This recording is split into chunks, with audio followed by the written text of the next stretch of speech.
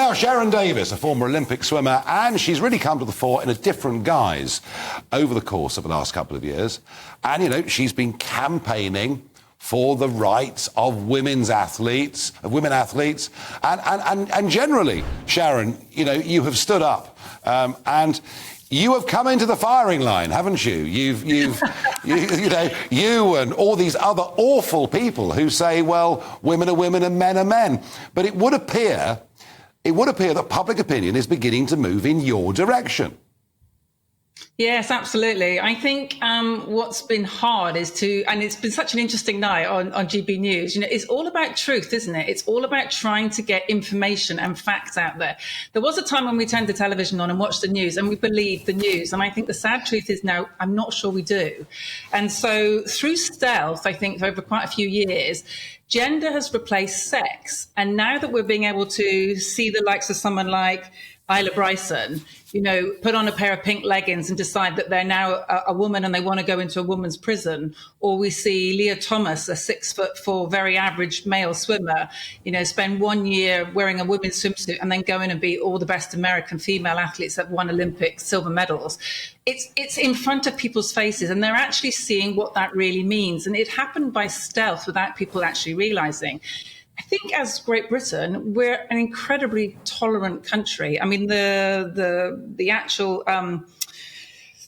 you know, the agenda that we're looking at the moment turned around and said that we're more tolerant about sexual relationships, more tolerant about non-traditional families, abortion rights, children outside of marriage, and better respect for single parents. So actually, as a country, we're more tolerant. Oh, yes. Oh, yeah. No, I agree with that. And I agree with that. And there has been a shift in attitudes. There's one potential negative here, Sharron, in this British Social Attitudes survey, and that is that the number of people who describe themselves as being prejudiced, even a little prejudiced, against transgender people has basically doubled. That is a slight cause for concern, isn't it? It is. And I think that's partly because they feel as if they've been lied to. And instead of being able to protect, say, children's safeguarding and women's rights, they've been trampled on. So nobody wants anyone to not be able to do sport, to not be safe, to not be able to identify however they like and be comfortable in what they're wearing and what they're called.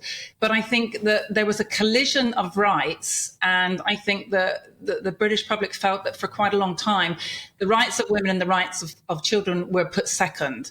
And that is, I think, what they're now voicing. And so I'd hate that to be, you know, something that was then aimed at transgender people and became a real problem, because it absolutely must not do that.